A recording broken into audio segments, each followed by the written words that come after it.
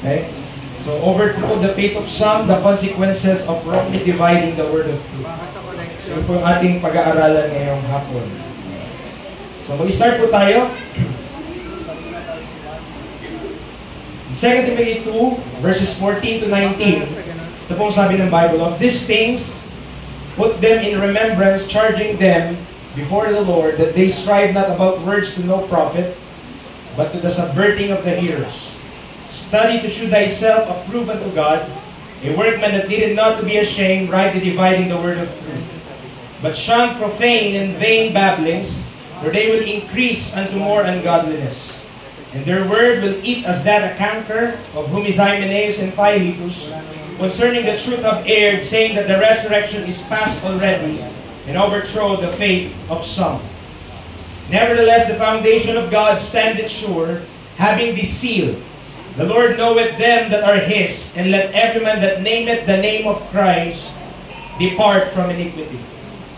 Isa po sa critical ang mga critic about our stand in the Word of God is that ang claim nila, we are taking the term, rightly dividing the word of truth, outside of its context. So sinasabi nila, hindi daw tayo, parang pretext lang, yung pag sinabi natin rightly dividing the word of truth, parang ang sinasabi nila, hinayjack po natin yung salita na yun.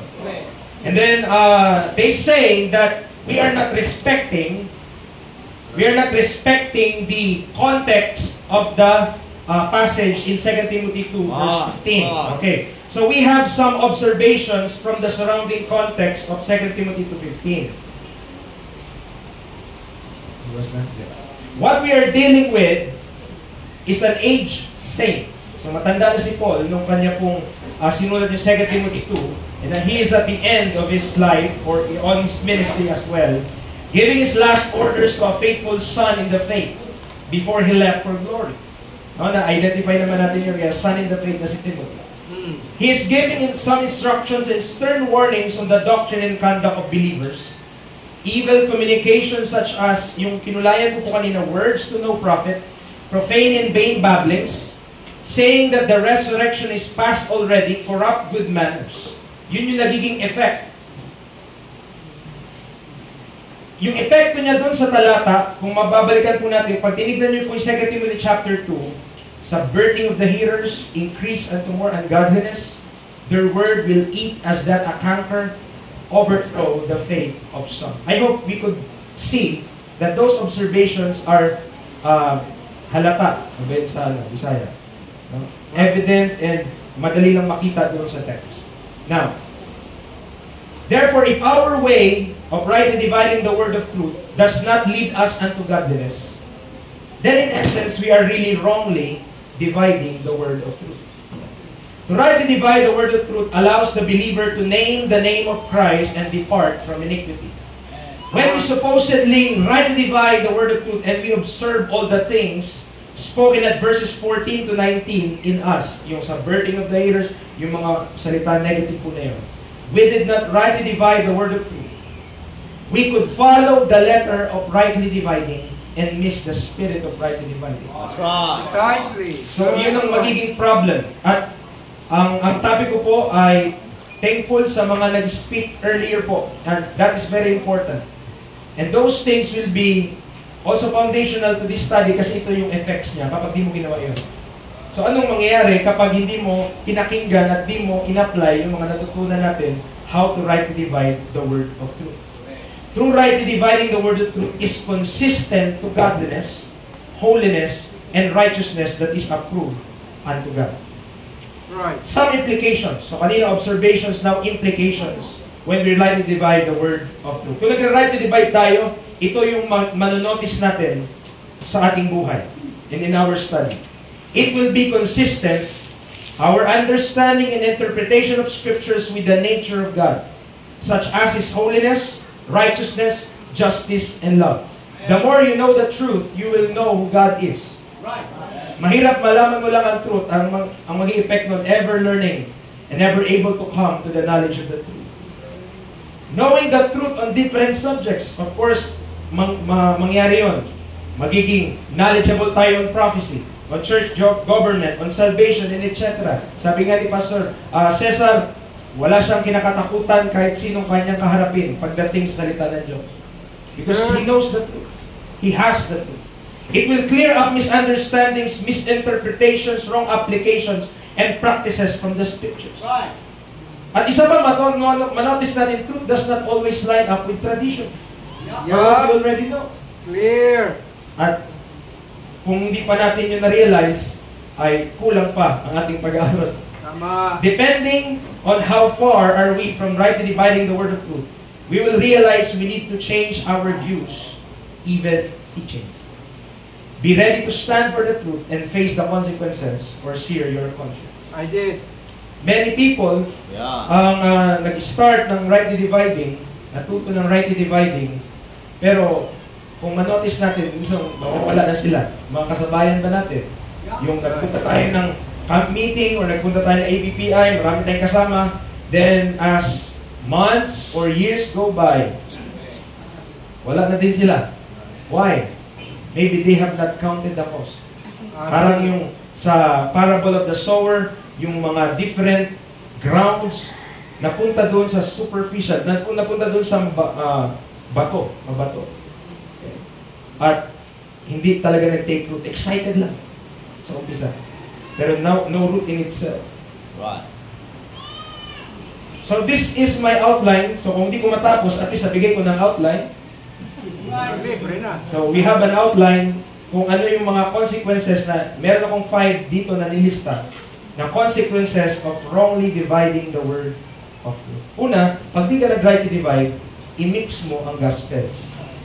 You will mix different gospels as one. This is the error of being saved by grace through faith from the fall till now. Yung katuruan na simula nung si Adan at si Eva ay nahulog sa sala. Diba? Nahulog sa kasalanan ay parehas lang ang kaligtasan. So yun yung tinatawag nila na always one save lang. Isa lang ang way ng salvation from beginning to end. Okay? Pangalawa is missing promised truths. When we do not rightly divide the word of truth, marami tayong ma-miss. Most notably, doon sa passage na ating binasa sa 2 Timothy, ano yung truth na na-miss? Notably, the truth of our physical resurrection to meet the Lord in the air. As obviously stated, saan nakalagay yun? Resurrection is past already. Yan. Ibig sabihin ng resurrection is past already, hindi na tayo bubuhayin muli physically. Yun yung teaching na yun. At mamimiss natin yun when we don't rightly divide the word of truth. Preacher, meron bang naniniwala na ganun? Yes. There are people who don't believe na tayo ay re-resurrect pa at meron pa tayong blessed hope. Kahit i-deal po natin yan later on. Pangatlo, mysticism instead of manifesting the mystery. If you don't acknowledge the mystery, anong meron? Beating the air. Instead of making all men see what is the fellowship of the mystery. Paano ka maging steward? Wala kang kaalam-alam dun eh. You don't know what is the mystery. Oh, you don't know. Mysteries, parang, ano yan? Mahiwaga lang yan. Ano bang meron dyan? Kung wala tayong alam tungkol sa mystery, then we will just beat the air. Yup. Okay. Pang-apat, mauwi tayo sa minding earthly things. Magiging earthly bound and earthly minded lang tayo because we don't have a high view of heavenly things. Which is yun dapat doon tayo nakatuon. Becoming belly worshippers and not God pleasers. So medyo mabait lang tayo sa outline at nilalagay ko kasi dyan, becoming worshippers of the bellies of the bishops. So ganyan tayo para gracious tayo. Becoming belly worshippers and not God pleasers. Minding earthly things. Panglima is mourning at the judgment seat. Good. That will be the loss of rewards at the day of judgments for those that are in Christ. So kung di mo na maalala lahat at di siya mapicturan mo, alam mo ng outline. At yun po ang ating pag-usapan, the consequences of wrongly dividing the word of truth. So number 1, mixing different gospels as one. So yun yung unang-una mga kaigsoon, mga kapatid. I-mix natin ang gospel or mamimix natin unnoticeably kasi nga hindi mo naman alam na ayaw mong i-acknowledge na may divisions. Ayaw mong i-acknowledge na may difference yung tinuturo sa lumang tipan, tinuturo panahon ni Kristo, sa tinuturo ni Apostle Paul. And mind us, mind you, dear brethren, huwag natin isipin na na-intimidate kasi tayo pag sinabi na hindi naman yan ang tinuturo ni Kristo. Bakit? Nasasabihan tayo na, ay, puro kay Pablo lang kayo. Paul is just a messenger. He is not our Lord. He is not our master. Siya lang ang nasisisi kasi siya ang pinagbilinan. Sa kanya ibinigay, itinalaga ang mensahe ng Panginoon. Now, Paul received the gospel by revelation. Ito yung una para maintindihan natin. We should realize na yung gospel na tinuturo ni Apostle Paul ay hindi pinipreach ng kahit na sino before. Kaya yung pinipreach ni evangelist, eyes had not seen, nor ear heard, neither have entered into the hearts of men. The things that God had prepared for them that love Him. Ano sabi ng Galatians chapter 1 verse 6? I marvel that ye are so soon removed from Him that called you into the grace of Christ unto another gospel, which is not another, but there be some that trouble you and would pervert the gospel of Christ. Kung panahon pa lang ni Apostle Paul, meron na nag-pervert ng gospel, sigurado ako yung mga tinuruan nila nandito sa panahon na ito. For those 2,000 years na kung saan tinuturo ang Christianism o ang salita ng Diyos ay pinapahayag. Kung dati pa lang, si Pablo pa lang nangaral, meron na mga tao na nagpo-pervert ng gospel. How much more ngayon? Ang iba, Baptist. Evil men and seducers shall wax worse and worse, deceiving and being deceived. But though we, sabi niyo, an angel from heaven preach any other gospel unto you than that which we have preached unto you, let him be accursed. Yup. Yan na. As we said before, so say I now again, if any man preach any other gospel unto you than ye have received, let him be accursed. For do I now persuade men or God? Or do I seek to please men? For if I yet please men, I should not be the servant of Christ. But I certify you, brethren, that the gospel which was preached of me is not after man. Right. Sinabi ni Pastor Cesar that even the 12 disciples does not hold and preach the gospel that Paul is preaching. Right. At meron akong mga illustration dito, hindi papayag yung mga naniniwala na isa lang ang gospel. Hindi sila papayag. May mga paliwanag sila na iikot ang tiyan natin. Nakakaisip kung paano nila naisip yun. Sige nga. Pero dahil mali yung kanilang pundasyon, mga kapatid, sayop sila kay dili husto ang ilang pundasyon. Wali. Okay? So, dahil mali yung pundasyon nila, Sige wala. nga. Sukain mo. Mali sila. Sabi niya pa, for I neither receive it of man. Di ko natanggap yan sa tao. Neither was I taught it, but by the revelation of Jesus Christ. Why reveal something that is not hidden? Why reveal something that is not a secret? Why reveal something if everybody knows about it? Walang na lahat, bakit mo pa i-reveal? Kasayangan lang yun sa panahon ng Diyos. Hindi nyo na nakita yun? Hindi ko alam eh. Meron yata silang barrier sa kanilang. Hindi naman nun. And I went up by revelation and communicated unto them in Galatians 2:2, sabi ni Paul, which I preach among the Gentiles, but privately to them which were of reputation, lest by any means I should run or had run in vain. Mga kapatid, bakit niya kailangang i-communicate kila Peter kung ano pinipreach niya kung parehas lang naman sila na pinipreach? Dapat ang sinabi niya lang dyan, I went up to Jerusalem to have fellowship with my brethren. May kapi-kapi kami. Why? Kasi parehas lang naman. Bakit kailangan pa siyang maging sobrang ingat sa kanyang galaw? Bakit kailangan niya pang maging circumspect sa kanya pong mga kilos? Because sabi niya, lest by any means I should run or had run in vain. But contrariwise, when they saw that the gospel of the uncircumcision was committed unto me, as the gospel of the circumcision was unto Peter. The special calling of Paul versus the 12's commission. Come on.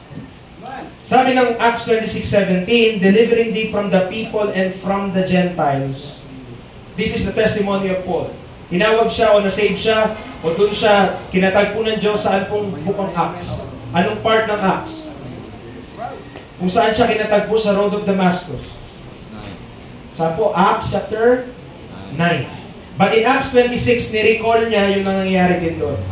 Okay? Ang sabi niya, delivering thee from the people and from the Gentiles, sabi na pala sa kanya, unto whom now I send thee, to open their eyes and to turn them from darkness to light and from the power of Satan unto God, that they may receive forgiveness of sins and inheritance among them which are sanctified by faith that is in me. Umpisa pa lamang ng pagkatawag kay Apostle Paul, ang sabi na sa kanya, alam niya na that he will go unto the Gentiles.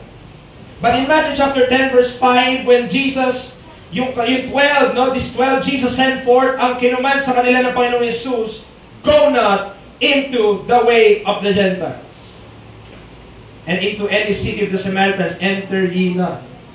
Kahit totoo pa yung sinasabi mong looking forward, bakit bawal sa Gentiles? Kung may totoong nag-look forward, bakit hindi pwede yung hintil? Ba't pagbawalan mo na pumunta sa way of the Gentiles? Well, but go rather to the lost sheep of the house of Israel. In Matthew 15:24, but he answered and said, I am not sent, but unto the lost sheep of the house of Israel. Sino sabi? Lord Jesus Christ. He is called, he is sent sa lost sheep of the house of Israel. Another thing is the diminishing of the 12 apostles, the diminishing ministry. The 12 were commanded before Christ ascended up on high to teach all nations. Tama, yun yung great commission. Go ye into all the world and preach the gospel to every creature, baptizing them in the name of the Father, the Son, and the Holy Spirit, teaching them to observe all things whatsoever I command you. And lo, I am with you always, even unto the end of the world. Diba yun yung command sa kanila? Those are the parting words before the ascension. At ang sabi sa Matthew 24, and this gospel of the kingdom shall be preached in all the world for a witness unto all nations. Tinuturo ni Pastor Cesar dito, yung gospel of the kingdom, pag na-preach na daw yan into all the world, anong mangyari? Then shall the end come. Definite yun. However, did the end come when the gospel Paul speak of was preached to every creature under heaven? Notice in Colossians chapter 1, na-preach yung gospel na tinuturo niya to every creature. If you continue the faith, grounded and settled, and be not move away from the hope of the gospel, which ye have heard, and which was preached to every creature which is under heaven. So kung si Paul ang missionary talaga para magdala ng salita ng Diyos sa buong mundo, at siya ay nagpo-fulfill lang ng Great Commission, then shall the end come. come on, say it. Tama si Kibuli. Wala na, end na pala. Ano na tayo, kingdom na to. Tapos na. Huwag na kayo umasa ng langit. Ito na ang langit. Sa Davao. Whereof I, Paul, am made a minister. You can either believe that the 12 apostles and the apostle of the Gentiles preach the same gospel, or you could believe the plain text of the King James Bible, that Paul received the gospel he preached by revelation. And it is indeed different from the gospel of the kingdom. Good. Notice the understanding of the 12 apostles. Tignan natin yung kanilang pagkaunawa. Ito po ay pagkatapos na nabuhay na magmuli si Kristo.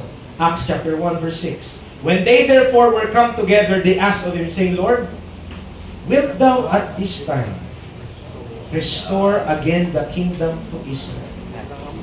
Ba't di nila kaya tinanong, Lord, i-rapture mo na ba kami agad? Bakit ibang tanong nila? Marahil iba kanilang pangunawa. The kingdom was indeed what they are hoping for. Yup. The next event in the prophetic calendar was Daniel's 70th week, or the day of Jacob's throne. Yun yung kasunod. 69 weeks, yung Daniel's 70th week, may space dyan kasi hindi natuloy yun. At anong dahilan? However, instead of God pouring His wrath on this world, He instead called a man to whom He commits the dispensation of the grace of God. Nang testimony ni Apostle Peter, remember, kasama siya sa 12. Nabuhay siya during the time na si Kristo ay nag-earthly ministry. So, nadaanan niya ang cross. Lumagpas siya sa cross. And Jesus Christ, matagal na nag-ascend. nung sinulat din yung 2 Peter. And his testimony was an account in 2 Timothy 3:15-16 that the long suffering of our Lord is salvation. Even as our beloved brother Paul, also according to the wisdom given unto him, hath written unto you, as also in all his epistles, speaking in them of these things in which are some things hard to be understood, which they that are unlearned and unstable rest. Mga kapatid, how could you be stable according to the Bible kung hindi mo sundin yung sinasabi ng Bible, how to be stable? Paano ba, preacher? Now to him that is of power to establish according to my gospel and the preaching of Jesus Christ according to the revelation of the mystery. Romans 16:25. Kung hindi mo susundin yun, sabi ni Peter, sila ng mga unlearned and unstable, ano lang daw gagawin nila sa Bible niya? Rest. As they do also the other scriptures unto their own destruction.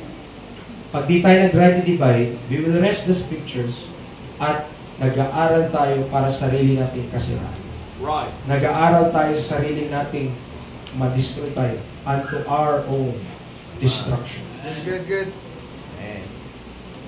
Notice the hopeless nature of the Gentiles in times past.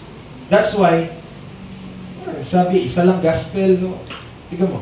In Ephesians 2:11, wherefore remember that ye being in time past Gentiles in the flesh. Are we Gentiles here? Tayo ba yung mga hintil dito? Right. Who are called uncircumcision by that which is called the circumcision in the flesh made by hands. That at that time ye were without Christ, being aliens from the commonwealth of Israel, and strangers from the covenants of promise, having what? No hope, and without God in the world. There was a time na ang Gentiles walang pag-asa at walang Diyos sa sanlibutan. Sino sinasamba ng Gentiles? Mga anito, mga Diyos-Diyosan, depende kung saan ka napunta sa mundo, pero idols, creatures na nilikha ng Diyos, sinamba ng tao. We should not assume that anyone, including the Gentiles, could just believe on Jesus Christ and be saved in time past. Di dapat natin i-assume na nung yung mga hinti, halimbawa, Israel, nandun kasi yung Israel sa geographical location sa Middle East. Di dapat natin i-assume mga nakatira sa Russia, nakatira sa Europe, na mag-look forward lang sila sa Messiah ng Israel, na maligtas sila. Good point. However, yun yung lumalabas sa mga tinuturo ng marami po ngayon. The instrumentality of one new man in reconciliation. May ni-establish lang tayo, tapos titigan natin yung criticism nila sa atin. Ephesians 2:15-16, anong sabi niya? Having abolished in his flesh the enmity, even the law of commandments, contained in ordinances, for to make in himself of twain one new man. Ano po yung tinutukoy niya na twain doon? In the context in Ephesians chapter 2, what is that twain? Ano yung dalawa na pag-iisahin o gagawing isang new man? Kung babasahin mo doon, kung ano yung dalawa doon, wala kang mabasang iba kundi circumcision and uncircumcision. Sino yun? Jews and Gentiles. Pero gagawin niya yung twain na yun na one new man, so making peace. And that he might reconcile both unto God in one body by the cross, having slain the enmity thereby. Sa panahon po natin ngayon, paano ka makapasok sa body of Christ? How to be baptized into the body of Christ. That the Gentiles should be fellow heirs and of the same body and partakers of His promise in Christ by the gospel. Amen. There's no other way. Right. Amen. Walang ibang pamamaraan sa panahon natin. Ephesians is not the book of Acts. Ephesians established na yung doctrine ng church. Amen. So, hindi na tayo tuma-transition. So, wala nang ibang way o pamamaraan. Amen. Kung meron tayong practice na nakita sa book of Acts, na medyo parang mixture pa, it's because gumagalaw pa yung bus. Huwag ka munang bababa, mabalentong ka. Ano pa? Kumaandar pa eh. Wala pa sa terminal. Hintayin mo. So, hindi sa book of Ephesians, huminto na siya. So, we could place our confidence na ito pong sinasabi niya that by the gospel, you will be a fellow heir and of the same body. Magiging parte ka na ng isang katawan. There's no other way na makapasok ka sa body of Christ except you follow kung anong sinasabi ko dito. By the gospel. Yun lang ang pamamaraan. The gospel of the Apostle Paul preached is the ordained means wherein one will be able to join the one new man. This gospel is concerning who Jesus Christ is, fully God and fully man, who died for our sins on the cross and shed His blood. He was buried and rose again the third day for our justification. The facts of the gospel, naturo na po ito, this is just a summary. The facts of the gospel was prophesied. Tama po ba? Right. Isaiah 53, mababasa mo yung death ni Kristo, yung sufferings ni Christ, burial and His resurrection was all found in the Old Testament. However, the revelation as to its message becoming a good news, bilang mabuting balita sa lumang tipan, to those who will hear it and its effect of baptism into the body of Christ were unheard of, unsearchable throughout the whole Scriptures, a mystery hid in God Himself. Hindi yan makita nila. Hindi sila naniniwala na yung gospel of enrich ay mystery. Kaya nga, mystery of the gospel. Mabasa mo na may death ni Kristo sa Old Testament. Tama yun. Mababasa mo na may burial, mababasa mo na may resurrection. Pero mababasa mo ba na yun yung mensahe para maligtas ang tao? Nakakita ka ng alkansya ng nanay mo sa bahay, nag-iipon siya, daming pera. Alam mo ba na one day, yun pala yung magiging pampaaral mo? Hindi mo, nag-iipon lang siya. Hindi naman sinabi sa'yo. Na yun pala yung pampaaral. So, ang God, hindi niya i-reveal, hindi mo alam. Kahit nandun pa yung barya, nandun pa yung mga pera. Nandun yung, kasi scriptures po ang pinagbasihan. We are not preaching a different Jesus, mga kapatid. We are preaching the same Jesus for the Jews. Yung namatay sa krus bilang Messiah ng Israel. That's the same Jesus we are preaching. We're not preaching a different Jesus according to the Bible. We are preaching a Jesus according to the Scriptures. But we are preaching Jesus Christ according to the revelation of the mystery. Amen. That's the difference. Yun yung kaibahan, mga kaibigan, hindi nila makita. Para sa kanila, ang kanilang pagkaintindi sa Biblia, singular lang. Yun lang talaga. Hindi nila makita na pwede palang magbago ang Diyos. Shocking yun para sa kanila. Wow. Pwede palang mag-iba yung dealing ng Diyos. Akala ko is the same yesterday, today, and forever. Yes, in His character, He will never change. He is holy from beginning to the end. He is righteous from beginning to the end. His ways are always right from beginning to the end. But God, ang Diyos pang pagbawalan mo na mag-iba kung may gusto siyang gawin. Kung gusto ng Diyos na may itagong mensahe, mapagbabawalan mo pa ang Diyos. For who hath known the mind of the Lord? At sino nag-instruct sa Kanya? So kung merong desisyon ng Diyos na itago yung mensahe, dapat irespeto natin yun kasi Diyos na. He hid a message. At kung hindi natin yun irespeto, ma-miss natin yung truth, mga kaibigan.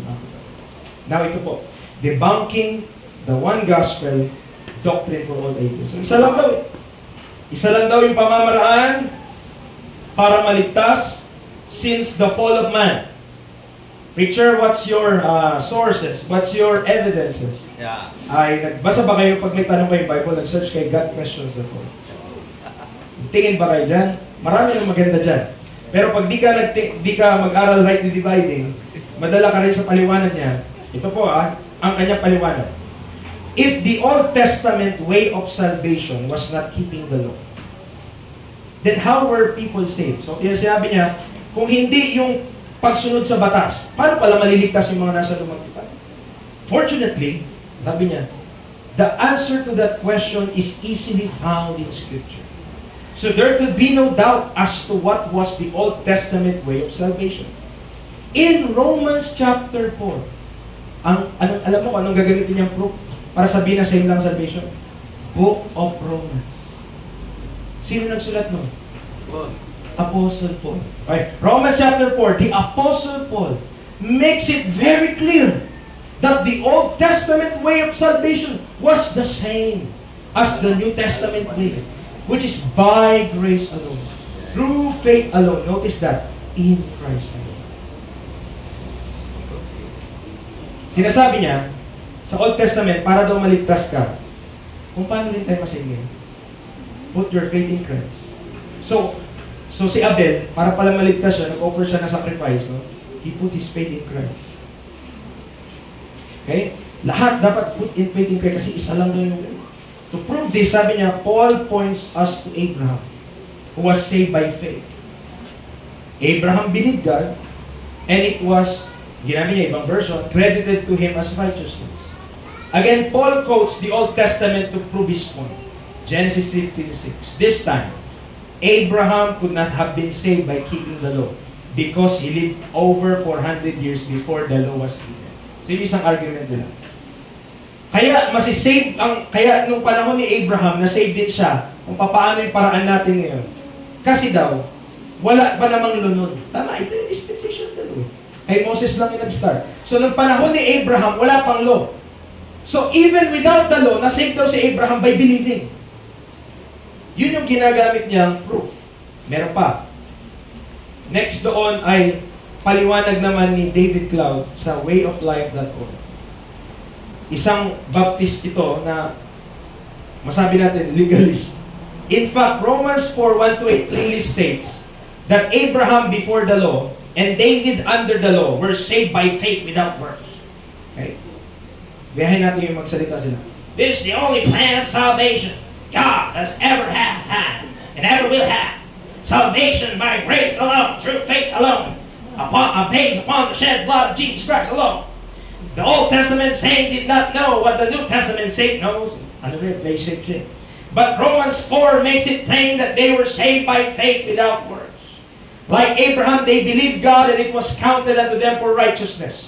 Those who are saved in the tribulation will also be saved through faith in God's word and by the blood of Jesus Christ and through this alone. Revelation 7:2. Kapag tayo di nag-right and divide, di ka sumunod dyan, ay, maniwala ka na lang sa paliwanag. Oo nga. Tama yung Romans 4, no? Si Abraham, si Believe, si David.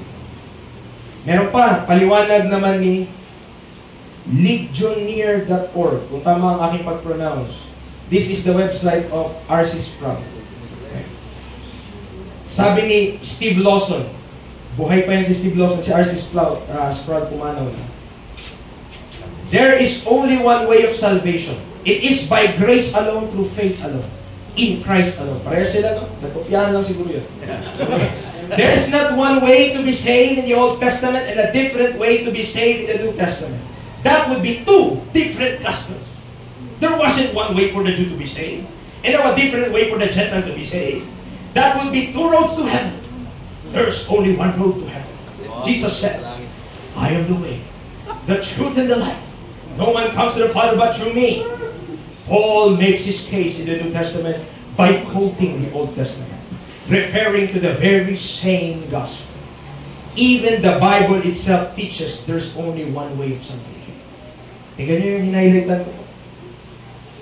Sabi niya, even the Bible itself, ang Biblia mismo ang nagtuturo na meron lang isang pamamaraan ng kaligtasan. Ay, preacher, paano yung mga pinag-aralan natin kanina? Mali nga ang kanilang pundasyon. Tama. Pag mali yung premise kung saan ka nagsimula, mali din ang dulo. Kahit 1 degree off ka lang sa pupuntahan mo, di ka makakarating doon. Kung 1 milya lang, 1 degree off mo, yung mga gagaling sa math, kung calculate nyo na lang kung gaano kalayo yun. Sa dulo, no? But even the Bible, sabi niya, even the Bible itself teaches there's only one way of salvation. If I could give you one more verse later, you said that I got all the time I want. Sabi niya, gusto nyo sabihin, napakarami niyang proof. Ano po? Mamaya, meron ako i-quote na kina-counter naman yung bagay po na yun. But I'll just show you a chart. Good. Man. So dito sa taas, kung mapapansin niyo po, ay mga paniniwala sa taas. So sa taas, ito yung one gospel, so naniwala sila, nag-faith ka lang sa promised Messiah, kahit sa Old Testament ka. Yung kanilang, ang aking idea dito, yung nasa taas, mga beliefs yun, saka elements ng kaligtasan. Kung kasama ba yun para masabi mong ligtas. Okay? Elements. Tapos dito, mga leading figures, prominent authors and speakers and preachers na nagtuturo sa ng salita ng Diyos and what is their views. Minsan kasi, nasi-share din natin sila eh. Ganda naman sinasabi nila. So tignan natin, no? This is based just on my research. Kung merong mang inaccuracy, I'll just make a point. Meron lang akong point, no? Kahit may mali mang isa doon, pero I'll just make a point kung bakit mahalaga na makita din natin ito. Mga kaibigan, mga kapatid. Si Paul Washer, pinakinggan ko siya. Tungkol doon ko naniwala ba siya sa one gospel. At kahit papano na-articulate niya na hindi. Okay? Na-articulate niya naman na hindi siya naniniwala. At kung paano natin i-word yung kaligtasan ng Old Testament, ganun din yung pagkasabi niya sa video pinanood ko. Faith in the revealed truth. Napakasit, no? Ganun din ang pagkasabi niya. So, X siya dyan. Hindi siya naniwala na one gospel. Faith in the finished work of Christ, may element siya doon. Death, burial, resurrection, masabi niya. Maliwanag yun. Sinner's prayer, dahil sila ay Calvinist din, di yan nag-sinner's prayer. Okay? X siya doon. Turning away from sin, dahil Lordship salvation siya, sure oil. Yeah. Turning away from sin. Kailangan yun. Kasi, ang kanilang idea, kung talagang, kasi repentance eh, kung talagang naniwala ka, you need to turn away from all your sin. Or to turn away from sin. Perseverance of the saints? Yes. Okay. Kailangan mo magpatuloy, magtiis hanggang sa wakas, patuloy, di ba, para masisave. Or to prove that you are saved, Yeah. part. Ang karnal ba, hindi ligtas? Alam niyo po, mamaya kay R.C. Sproul, sabi niya, carnal, yung mga nagtuturo ng carnal Christian, heresy ba yun? Na may carnal na Christian. Okay? So, sabi niya, carnal Christians are not saved. Yes. Okay? So, pwede niyo pong i-research, kayo din, kung ano, ma-research niyo. Pero sa best ng aking makakaya at sa judgment na meron ako mga kaibigan, mga kapatid, ito lang yung na hinuha ko mula doon sa kanilang mga paliwanag. Water baptism, akala ko ang sagot niya doon no, or hindi. Pero yung binasa ko yung thread na in-interview siya, sabi niya, ang binigay niya halimbawa, ay pumunta siya sa isang bansa, kung di ako nagkakamali, tapos sa bansa na yung pinipersecute ng mga Christian. At para ma-prove mo daw na ikaw talaga ay saved, yung risk ng pagbautismo, yung risk na bautismo sila sa tubig, that's proof na ligtas yung tao. Wow. Kasi nga, bawal yung Christianism halimbawa sa bansa na yun. So, kung magbabaptize doon, nire-risk niya na iwanan siya ng mga pamilya niya, lalo na kapag state religion. Halimbawa yung buong bansa, Katoliko, buong bansa, ganyan. So yun, parang nagulat ako dun sa ano, pero hindi naman masyado kasi talagang may element of works naman. Sila lahat. So John MacArthur, one gospel. Yeah. Faith in the finished work of Christ? Yeah. Sinner's prayer? Hindi din yan. Walang sinner's prayer. Turning away from sin? Yes.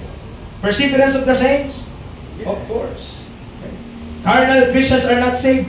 Hindi rin saved yan pag carnal yan. Water baptism? Siya naman X. Ang liwanag naman ng statement sa website niya. Okay. R.C. Sproul. May preterism siya. Okay, ito po. R.C. Sproul, one gospel? One gospel talaga yan. Pag nakinig kayo sa kanya, at bago ka palang nag-aaral ng English, malulunod ka. Malalim, napaka-mabulaklak magsalita. No? Napakaraming alam na salitang words lang. Malulunod ka talaga. So, faith in the finished work of Christ, meron din siya. Sinner's prayer, hindi sila nag-sinner's prayer. Turning away from sin, yes. Perseverance of the saints, yes. Carnal Christian not saved, yes. Water baptism, nag-infant baptism pa nga siya. Okay? So, yes. So kay David Glaude, one gospel din yun. Nakita mo yung paliwanag sa way of life. Faith in the finished work of Christ. Okay? Sinner's prayer, hindi rin siya. Hindi sinner's prayer. Galit din siya dun. Ang tawag niya dun ay quick prayer reason. So, turning away from sin, meron. Kasi may lordship din siya. Perseverance of the saints, at ito yung kinagulat ko din. Meron siyang libreng PDF na libro.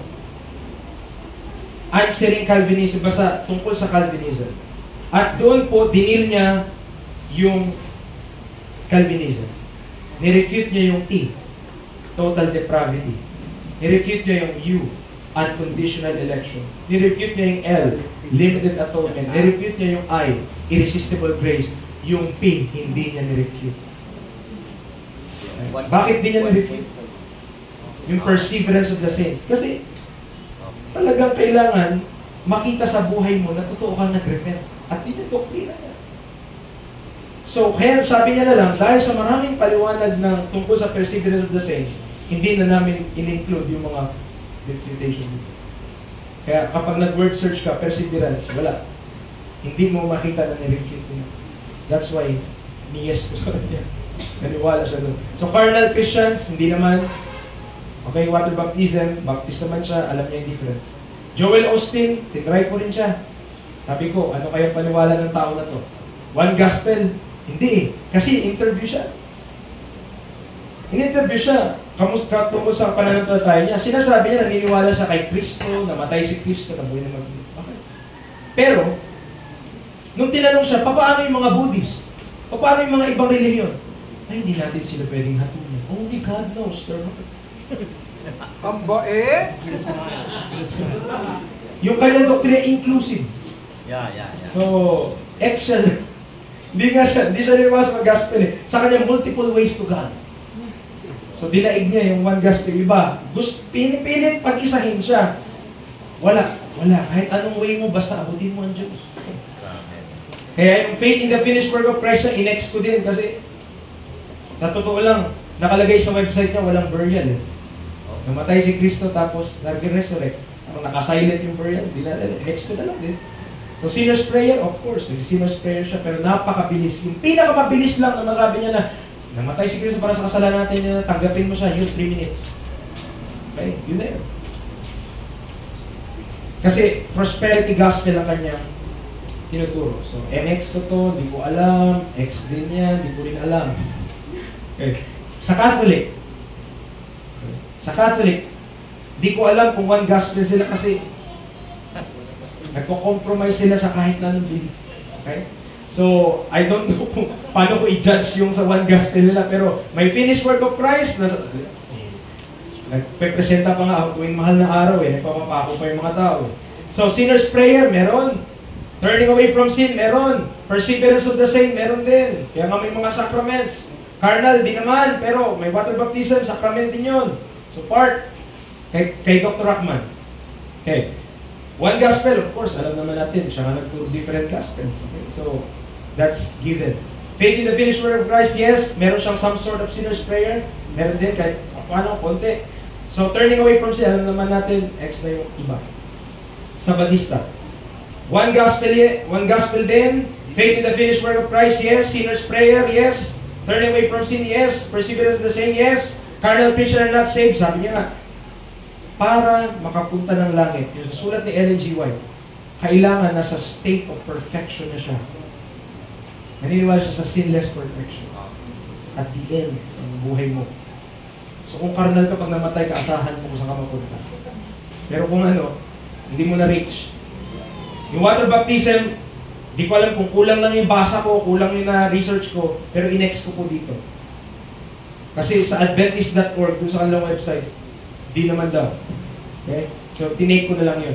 So, makita natin, anong point ko kung bakit ko siya tinali na ganito, mga kapatid.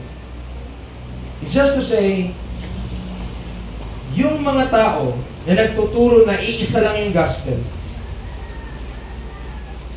dahil minix nila yun, there will be an element of works in their gospel. Right. Yan na. When you don't divide the things that are supposed to be divided, you will mix what is not supposed to be mixed. At kasama doon, alinsabay doon sa minix nila, ay yung works na dinagdag nila. Kahit ano pang sabihin nila. At ito po, wala kang makita sa kanila dyan na magsasabi na ang kaligtasan nila hindi by grace through faith. Lahat yun, kasi verse yun sa Bible eh. Tama. Lahat naman yan, kahit Katoliko po, mga kaibigan, sila rin. Pag magbasa ka, Savior, saved by grace through faith. Kinote pa Ephesians 2. Nakakalungkot. Pero pag wala tayong discernment about these things, matrap tayo. Or mapunta tayo sa error. David E. Walker, ito yung sabi niya sa kanyang book, to debunk yung kanina yung sa mga paliwanag ko. The exacting examples of God's grace on Abraham and David have instigated more shade the same rhetoric than any other example in the Old Testament. Observe Tabb's remark. Some argue that because Abraham was before the law, he was under grace. That is true. He was before the law. But the law is right in this same passage of Romans chapter 4. David under the law is shown to have been saved exactly the same which Abraham was. Tab. So merong dispensational author din itong si Tab. Tapos, sabi niya, mali yung remarks sa doon. Tab does not understand that the imputed righteousness given to Abraham was based on his belief, while his justification came later when he offered his son on James chapter 2. Romans 4 and James chapter 2, kung pag-aaralan po natin yun, talking about two separate events. Iba yung tinanong ng Diyos si Abraham na nakita mo yung mga bituin.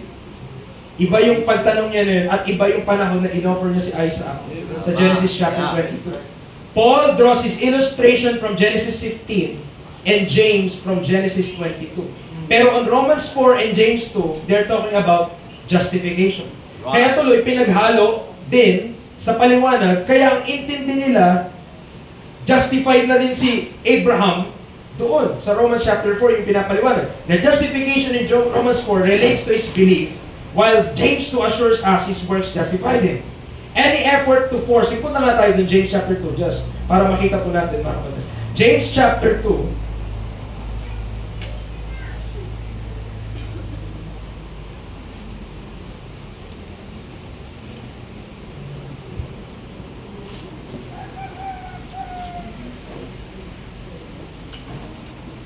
verse 21. Was not Abraham our father justified by works when he had offered Isaac his son upon the altar? Ito yung sinasabi dito. Sa James chapter number 2. May justification pero by works dito. Kaya ang nangyayari, dahil hindi sila rightly dividing, pinag-mix nila yung mga paliwanag nila. Any effort, sabi niya, to force Abraham's salvation experience to match yours is a misrepresentation of Scripture. When you were saved, you were justified and given imputed righteousness at the same time. Tama ba yan? Yung tinuturo ni Pastor Anton, tama ba yan? Nung na-save tayo, regenerated na tayo. Adopted na tayo. Imputed righteousness. Justified. Lahat na, nakuha mo. Pero kay Abraham, iba yung time na na-justify siya. Iba yung time na na-impute yung righteousness. Different ano yun? Different na mga pangyari or event. Pero sa atin, same yun. Minsan ka lang naniwala, lahat na natanggap mo. Okay? So, sure, sabi niya, Abraham was given righteousness by belief. Ito po, ang in-notice natin. Kasi ang binibigyan ng example ng lahat, Romans 4. Tama yun, nag-given siya righteousness by belief, pero anong pinaniwalaan niya? What did he believe? Did he believe that Christ died for our sins? Naniwala ba si Abraham na namatay si Kristo para sa ating mga kasalanan? Sabi niya, of course. He believed what God told him, that he would multiply his seed, so God imputed righteousness to him. Just because an Old Testament saint is given righteousness does not mean his salvation matches ours. Phinehas had righteousness counted to him because he stabbed and killed 2 fornicators. So, binigay niya example kay Phinehas, yung kumuha ng javelin tapos tinuhog. And the plague was, Pero, ang sabi ng Bible doon, Psalms 106, buksan po natin, bigyan niyo po ang sabi ng Bible doon sa pangyayari po. Psalm 106, verse number 31. Anong sabi diyan? Psalm 106, verse number 31. Ang sabi ng Bible ito. Tama ba? And that, verse 30. Then stood up Phinehas and executed judgment, and so the plague was stayed. And that was counted unto him for righteousness unto all generations forevermore. Kasi kung napaka-weird naman kung paano man yan natanggap yung righteousness. Pumatay siya ng tao. Bakit niya ginawa yan? Because that is unlawful in Israel. At hindi dapat nila gawin yun. At dahil ginawa niya yun, ang testimony ng Bible, binigyan siya ng righteousness. Isipin mo kung nasabihin natin, same lang Old Testament, New Testament. Napaka-weird ng doktrina natin. There are admonitions in the Old Testament that typify our salvation. But Paul only uses this to develop. Huwag po kayo mag-alala. Mas mabilis lang po yung ibang mga points. Kasi dito lang, yung mixture ng gospel talaga, akala napaka-innocente lang nun. Pero yun yung mitsa. Kaya yung ibang mga bagay ay hindi na rin maintindihan. Dahil di mo na ma-right to divide. So sabi niya lang, marami, Paul only uses this to develop New Testament doctrines different from Old Testament doctrine. The very fact that Paul had to clarify the difference in works and faith demonstrates the understood change in God's arrangement. The entire book of Galatians expresses this. So yun yung quote ni David E. Walker. By supposedly maintaining the consistency of God in salvation, teaching a singular message for all ages, they have robbed God and the gospel of Christ its glory. In essence, they are very careful in defending the unity of the redemptive story and have stopped their ears to any alternative interpretation or additional revelation. Like the Apostle Paul back when he is persecuting the church, they are fighting for God. Itong mga tao na to, naglilingkod din sila sa Diyos. Yun yung claim nila. But attacking Him at the same time. The truth of Christ's fresh revelation to the Apostle Paul surrounding the mystery is hid to them. Kaya nasulat ni Paul, in meekness, instructing those that oppose themselves, if God peradventure will give them repentance and acknowledgement of truth. Well, talagang marami silang mamimiss at marami silang namimiss because of mixing gospel. Sipin mo, yung grace ng Diyos, di nila na yung Calvinist naniwala na masave ka lang sa grace ng Panginoon. Pero may perseverance of the saints sa kanilang doctrine. Paano nangyari yun? Ironic yun. Why? Kasi para daw masabi mo na save ka talaga ng Panginoon, that nakikita sa buhay mo yun. Talaga lang. Which is, that is a very, very blind way na pag-intindi sa grace ng Panginoon. So pangalawa, missing promised truths. Mas mabilis na po ito. Okay? Anong sabi ng 2 Timothy 2:18? Kasama dun sa right to divide the word of truth, merong error. Na yung error na ito, sabi niya, the resurrection is past already and overthrow the faith of some. The doctrine of the blessed hope that includes the putting on of immortality, the body of believers in Christ being fashioned like that of Christ. Naniniwala po ba kayo doon? Okay? Na tayo ay kukunin, na merong pag-asa na naghihintay po sa atin na one day, tayo ay i-resurrect din. Or kung tayo ay dead in Christ, i-resurrect tayo. Kung tayo buhay pa, kukunin tayo paakyat. Failure to recognize its distinction from prophetic scripture will lead to certain errors as stated in the above passage. Ito po yung truths na nag-state nun. Sabi ng 1 Corinthians 15:51-54, we shall not all sleep. At sabi ng umpisa doon, this is a mystery. I show you a mystery.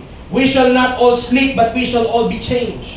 In a moment, in the twinkling of an eye, at the last trump, the trumpet shall sound, and the dead shall be raised incorruptible, we shall be changed. For this corruptible, ang tinutukoy niya, yung physical na katawan po natin, must put on incorruption. And this mortal must put on immortality. In Titus chapter 2, verse 13, looking for that blessed hope and the glorious appearing of the great God and our Savior, Jesus Christ. In 1 Thessalonians 5:8, meron tayong helmet for an hope, the hope of salvation. Pero merong set of belief na naniniwala that the resurrection talaga is past already. And this is the preterist po. So if you will, mapapaliwanag ko ito.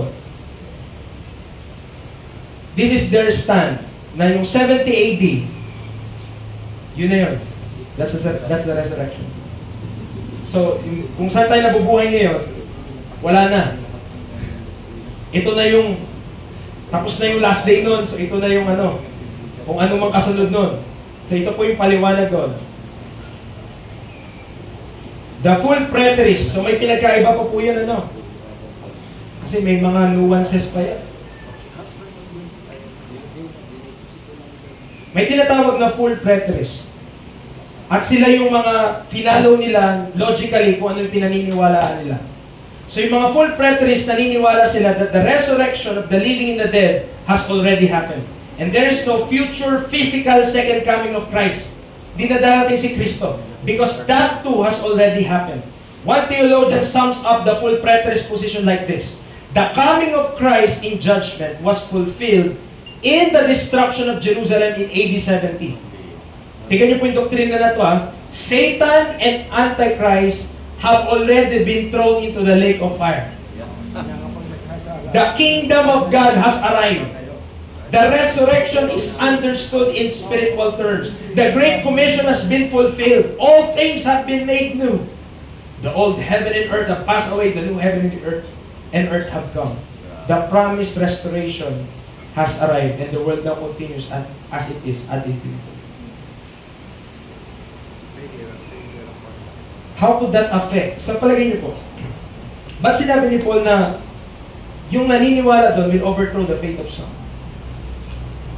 That the resurrection is past already and overthrow the faith of some. But this is what they believe. Alam niyo po, kaya nilang luksuhan. At ganito lahat ng mga paniniwala, mga kapatid. Kaya nilang luksuhan yung verse na to. Tayo po ba established na dito sa verse na to? Na ang resurrection hindi pa past. Amen. That the resurrection is future. Okay? So, nawa, establish tayo dun lang. Naniniwala tayo na may blessed hope na darating si Kristo, kukunin niya tayo in the clouds. So, ang resurrection, past already o future pa? Okay, so, sa atin, heresy talaga, yung resurrection is past already. Ang liwanag ng verse, preacher, yung preterist, paano po nila pinaliwanag yung 2 Timothy 2:18? Ganito. Kaya daw, mali yung mga nagsasabi noon, nung panahon ni Paul na resurrection is past already, kasi hindi pa na-destroy yung temple noong 70 AD. Kasi hindi pa nga nangyari yun eh. So dahil sa 70 AD pa, na-destroy yung temple, na doon nila ina-ascribe. Isipin nyo, hindi nga biblical eh. lang ng 5 years. Doon nila binase, doon nila, kumbaga yung posisyon nila, pinwesto nila sa isang historical position na hindi mo rin mababasa sa Bible. Right. Doon lang nakatungtong. At mga kaibigan, mga kapatid, dahil po doon, sabi niya, kaya mali si Hymenaeus. Nagmadali siya. Ibig sabihin, parang, tama na sana siya eh, kaso nagmadali siya. At hinintay niya muna na destroy yung temple. Sa kanya sinabi, the resurrection is past already. At there are certain effects, mga kaibigan, kapag yan ang ating tinayuan. At alam niyo po, may napupunta dyan. Okay? Kapaliwanag po paano. So, tingnan nyo, inano ko na lang. So, ini-skim na lang natin. Gusto nyo hingin yung PDF po, pwede naman. So, sabi niya, dun sa baba na lang, we no longer need look for our resurrection to be with God. The resurrection was a promise to Old Testament saints. Now, when people die, they're judged and immediately ushered into the presence of God or for unbelievers to the lake of fire. There's no more waiting issue. So, yun yung kanilang stand. Wala nang resurrection to be with God. So, kanilang timeline, ganyan lang. Yan ang nangyari. Okay. So, yan po. Pinapakita ko na lang. Pwede nyo aralin po personally. No? Pero yan ang timeline nila. Okay, 65 AD, 66 AD, 66 AD. Tapos, dito po nakatungtong yung posisyon, na 70 AD. The great and terrible day of the Lord. The temple, Jerusalem, and the apostate. Yung tinuturo sa atin ni Pastor Cesar dito, lahat ng mga pangako dyan na prophetic dito, para sa kanila, natapos na yan lahat noong 70 AD. So, tapos na to lahat. So, saan ka na buhay? Dito na sa New Heaven and New Earth na. Lagpas ka na. So sabi niya, lahat yun nangyari na, the last days come to an end, and the new day of the church age dawns. God now tabernacles in the hearts of His people. Anong magiging effect nun? Isa sa effect nun ay the church replaces Israel. So pinalitan na daw natin ang Israel.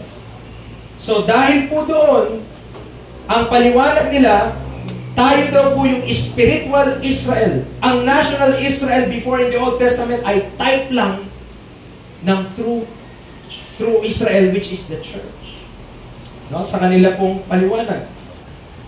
Paul, sabi niya, Paul is saying that God's promises haven't failed because God never promised unconditionally. Yan. Tapos dito na lang sa baba. So Israel and the church are not separate people. Okay? National Israel was a type in the church. The true Israel is the anti-type.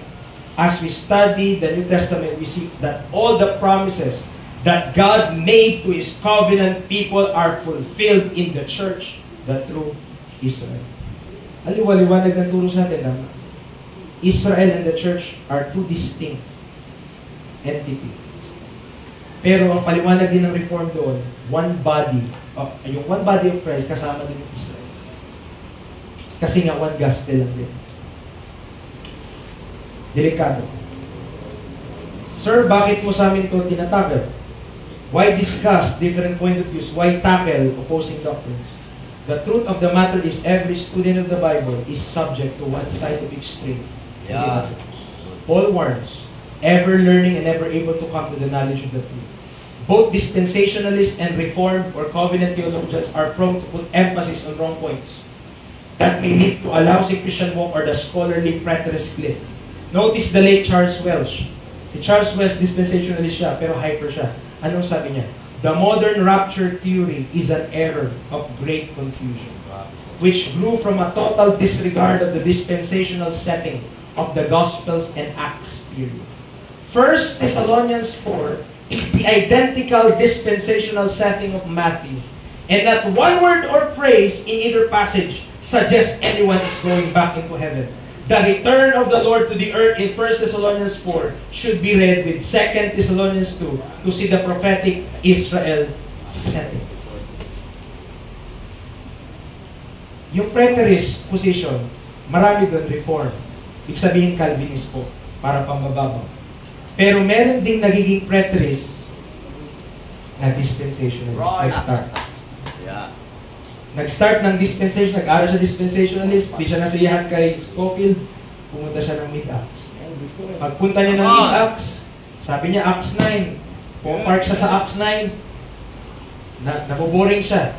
Punta siyang 13, punta siyang 18, punta siyang 28, hanggang preterist na siya. Okay? Meron pong gano'n. No? Right, that's true. Ang tendency, merong lahat na nag-aaral lalo na ng Bible, seryoso, may tendency tayo na maging extreme. Right. Okay? And we should be careful. Amen. Kaya nga, rightly dividing the word Amen. of truth. Kaya sinasabi din sa atin na though we rightly divide the Old Testament with New Testament, we don't disregard those words or yung mga verses na nandoon kasi napaka-beneficial para sa ating Christian walk. At kapag di natin kayang mag-glean from the book of Obadiah, from the book of Ezekiel, from the book of Daniel, mamamayato ang iyong Kristyanismo. That's right. At yun po ang mangyayari. Kaya tuloy, preterist sila, napupunta sila doon. We should be aware that ano yung pinaniwala natin? This is a form of dispensationalism. Though a popular contrast with covenant theology is a heavily attacked system of study. Alam natin yun, tama. Maraming galit. Heralded as the literal approach to understanding the Bible, the critics give their best effort to find loopholes and inconsistencies with this approach. When some dispensationalist interprets the Bible and mix it with Jewish or prophetic passages, such as matching Matthew 24 to the doctrine of the rapture, ay tuwang-tuwa po ang mga kritik. Bakit? Kasi kung i-consistent nila yung Matthew 24, talagang papasok sa tribulation yung mga tao doon. That's why nagiging post-trib. Without a strong foundation, the dispensationalists could be convinced that his whole system of theology was wrong. Kaya yung nagsimulang dispensationalist na discouraged, bumalik na lang sa dati. Kasi akala niya mali. Dahil hindi niya naman din naintindihan yung kabuuan. Yan. We could not defend right positions with forced interpretation. Right. Just like as we could not use grace as a license to sin. Right. Acknowledging the mystery committed to the Apostle Paul will place us in a rooted position and establish our dispensational understanding. Without which, ang mangyayari sa atin, yung dispensationalism natin magiging dispensationalism. Mamatay na. Right. Tama. due to our lack of vital information. Amen, amen. Kapag naisip na, pag na-discourage ka, parang kami lang yata naniniwala dito. Meron po akong illustration. Inverted triangle. Hindi po tayo Illuminati, ha? Pag tinanong tayo, anong paniniwala niyo? At sabihin mo, Christian kami.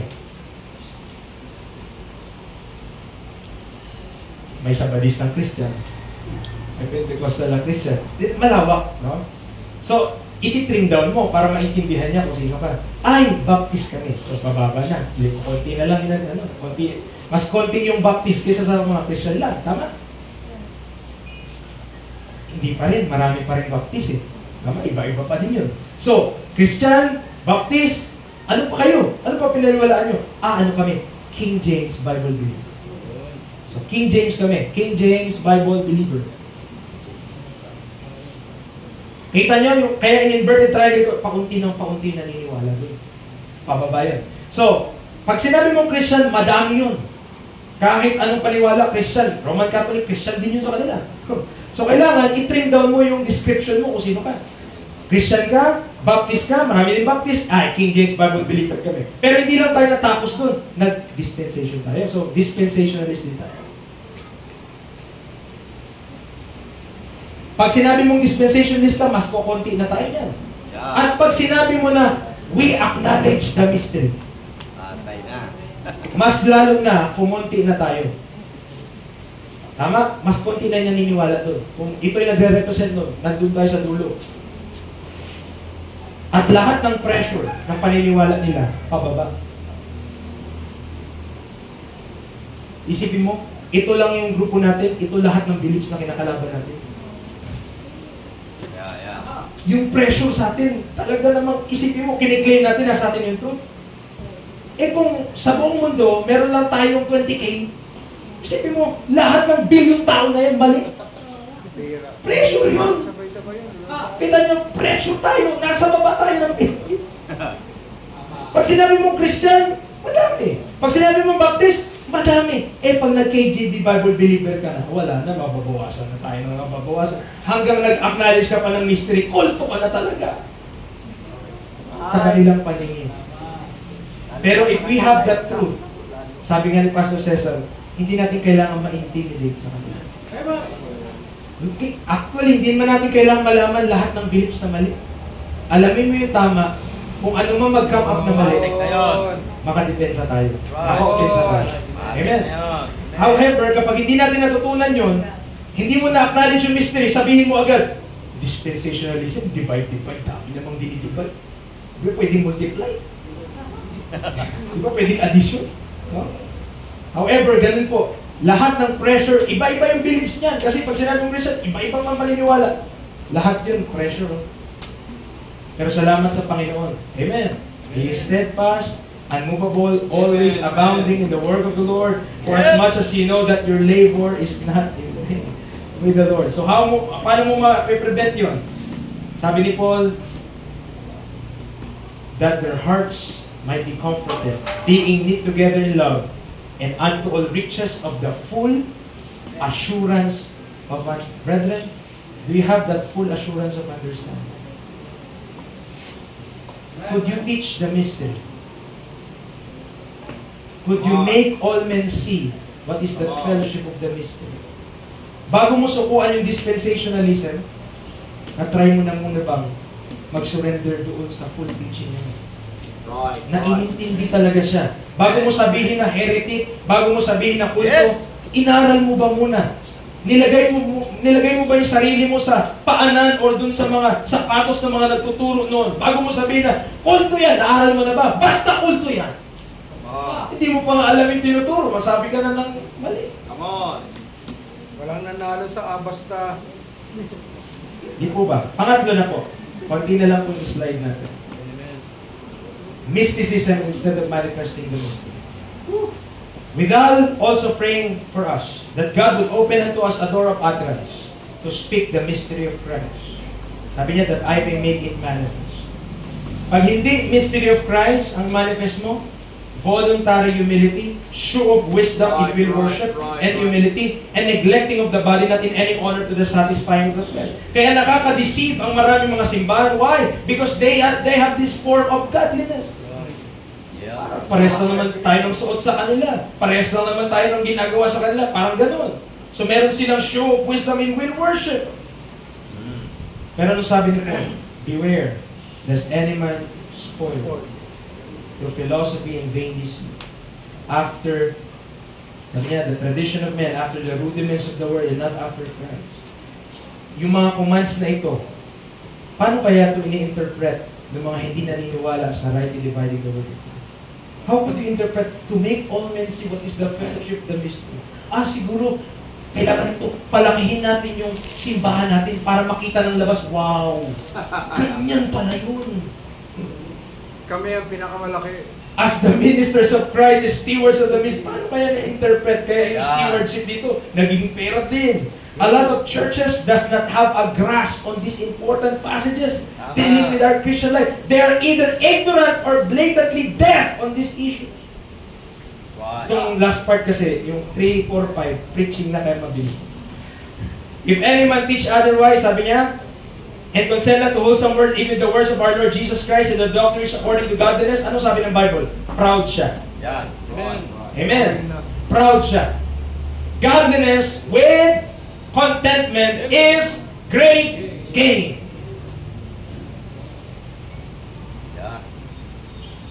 But ang hirap makasurrender ng maraming Kristiyano.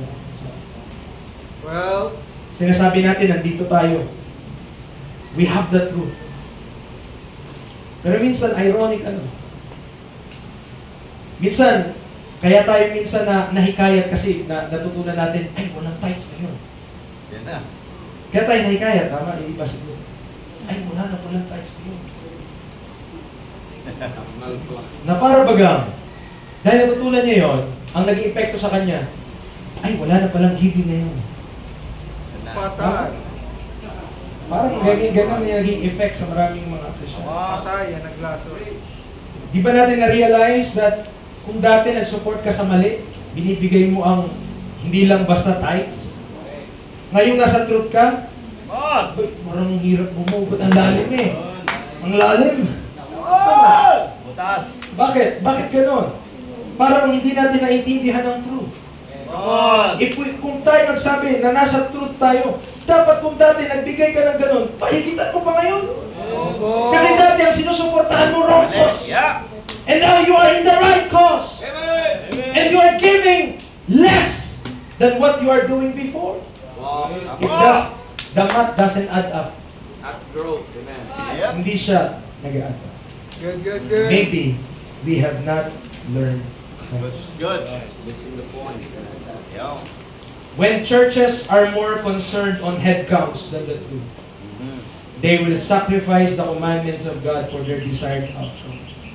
Gain, pera, pagmamayari, mga property, mga sasakyan, mga facility, became the main focus of the ministry, rather than godliness and spirituality. Tama? To them, these are the measures of godliness and blessing. A spiritual man could smell carnality from the pulpits of this man.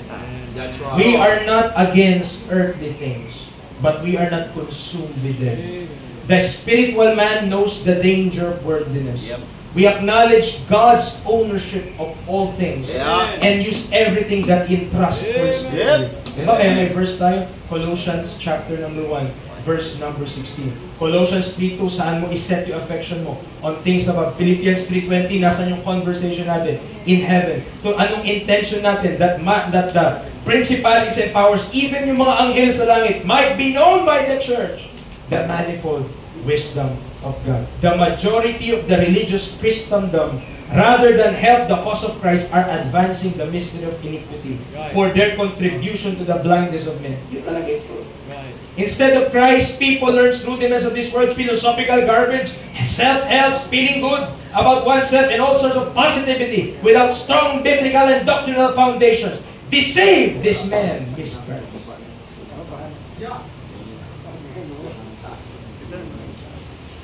Paano natin mawin yung mga young people? Ay, tayo. Palaro tayo. Kasi mahilig yan mga maglaro yung mga yan. Walang problema sa ganun sana. Kaso hindi ka rin magtulong ng truth.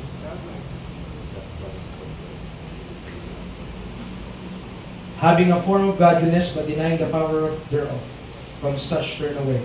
They profess that they know God, but in works they deny Him, being abominable and disobedient unto every good work. May tanong po dito, tatlong tanong. Kung di sila tuturo ng tamang gospel, ano preach nila?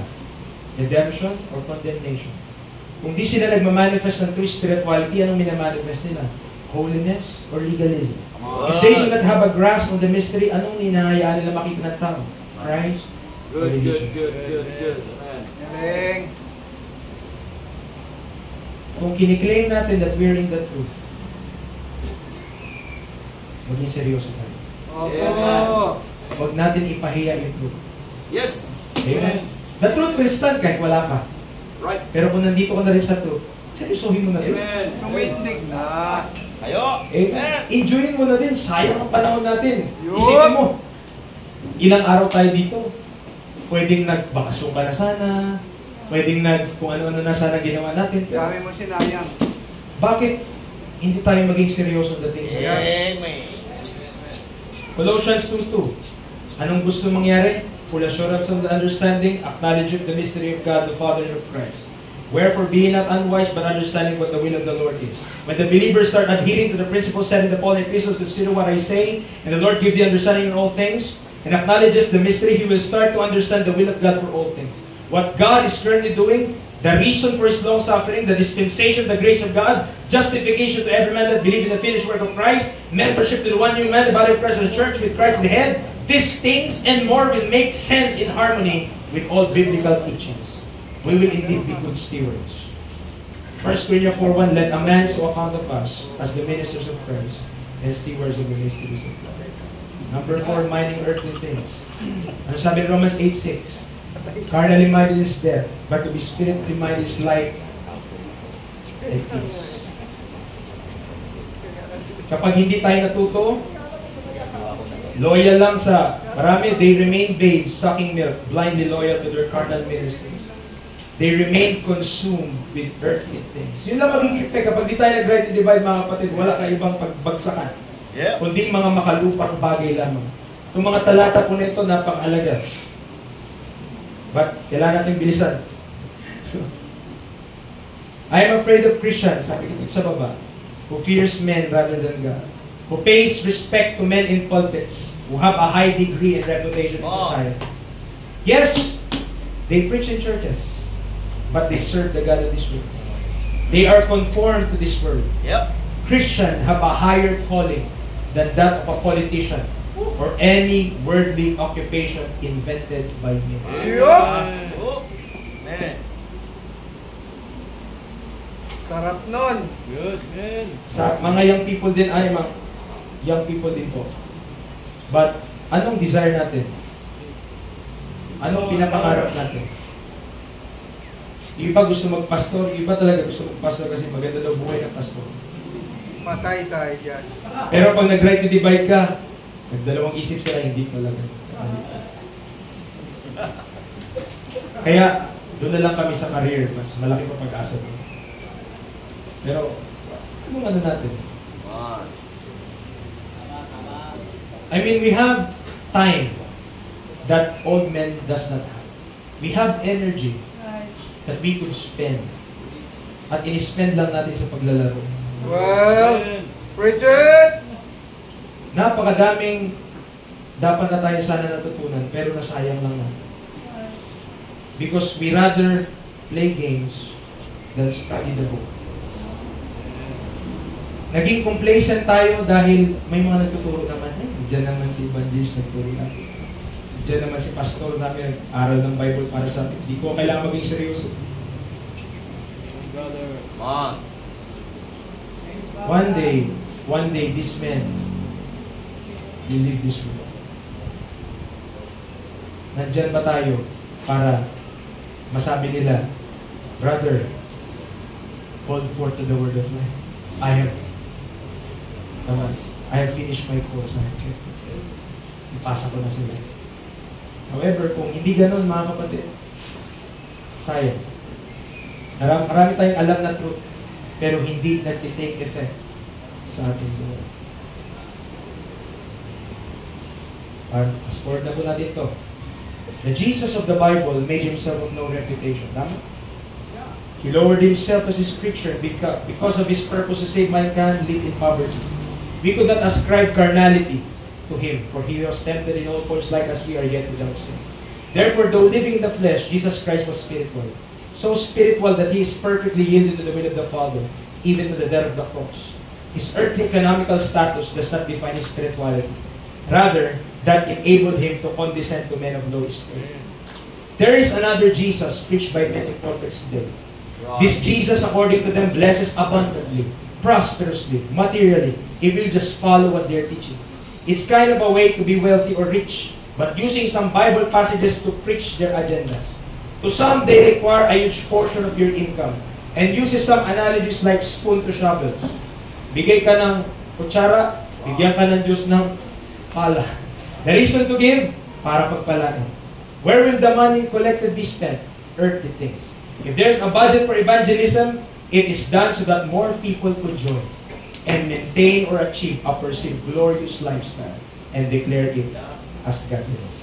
Mga kapatid, sorry, na-late naman ako. This Jesus is not the Jesus who died on the cross. This Jesus is totally foreign to the teaching of the Gentiles and Apostles. This Jesus is another Jesus who is invented to satisfy the demands of the carnal mind. This Jesus minds earthly things. My Jesus, according to the Bible, commands me to set my affection and things above, praying in God's stead that men will be reconciled to God. My Jesus teaches contentment. My Jesus owns everything I own. When I give to Him, I do it not to be blessed materially, but understand that I should be thankful for it came from Him. I give for the purposes of God and not to be blessed materially, to fulfill the lust of my flesh, eyes, and pride of life. And that is many churches today. It's just a fair shoe in the flesh. Paano mo masabi na, parang pag sinabi na, uy, grabe, pinagpapala talaga sila ng Panginoon. Parang ina-ascribe natin yung spirituality sa kung anong meron sila. Pero mga kapatid, pag na-realize lang natin yung riches na meron tayo, yung truth na meron po tayo, this is so precious. This is so precious. The truth that we have is so precious. Huwag na natin sayangin. Amen? Last point, this morning at the judgment seat, at tatalon ko na aking paliwanag, yun na lang ako sa chart. Dahil iba na ang tingin nyo sa akin. Hamon na, hamon. Hindi kami nakahamon. Hamon na. Iba na ang tingin. Hamon, hamon. Diba? Hindi na gumana.